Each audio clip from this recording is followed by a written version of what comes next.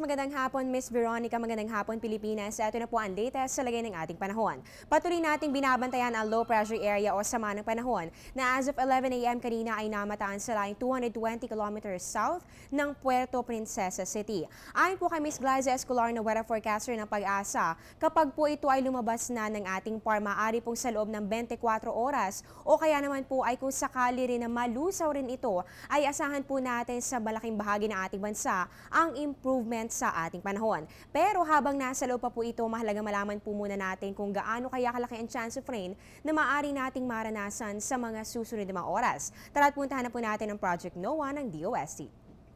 Ito po ang Project NOAA website kung saan makikita po natin ang mapa ng Pilipinas. Mapapansin niyo po na napakaraming mga kulay ang nandito po sa ating mapa. So ito po mga kulay na ito, ang katumbas po nito ay ang percentage ng chance of rain dito sa ating color scale.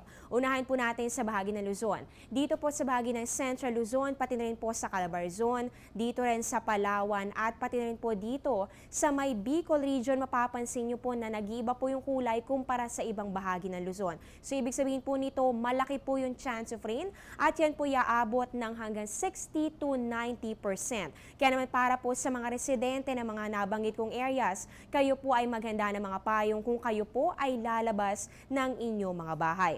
Samantala, dito naman po sa may Northern Luzon, pati na rin po dito sa western portion ng Central Luzon at pati na rin po dito sa buong Mindoro, mapapansin naman natin na color blue lamang po ang makikita natin. So ibig sabihin po nito, less chance of rain po yan po ay may 20 to 30%.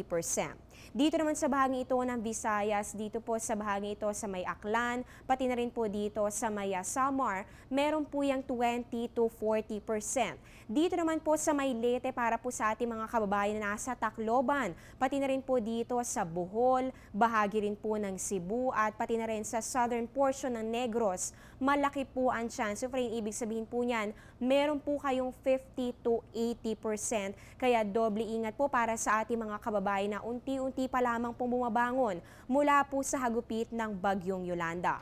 Dito naman tayo sa bahagi ng Mindanao, dito sa may Caraga, Davao, pati na rin po dito sa may Jolo at maging dito sa bahagi ng Basilan.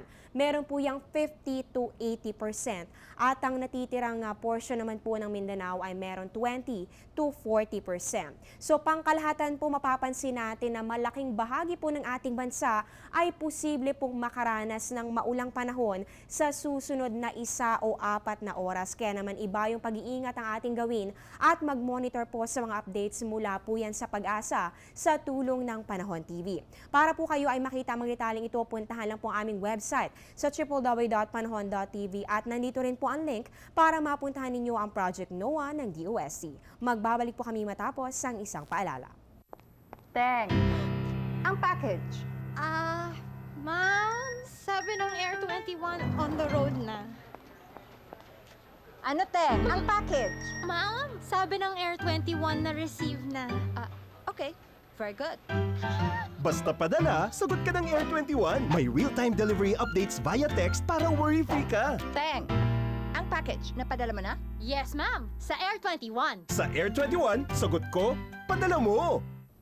Muli po para po sa mga gustong magbigay ng tulong para sa ating mga kababayan na nasa lanta po ng Bagyong Yolanda, tuloy-tuloy pa rin po ang relief drive ng Air 21. Ito po ay extended until November 30, 2013. Pangunahing kailangan pa rin ng ating mga kababayan ay ang mga damit, inuming tubig, pagkain at pati na rin po ang mga gamot. Para sa mga detalye, makipag-ugnayan lamang sa numerong 854-2100.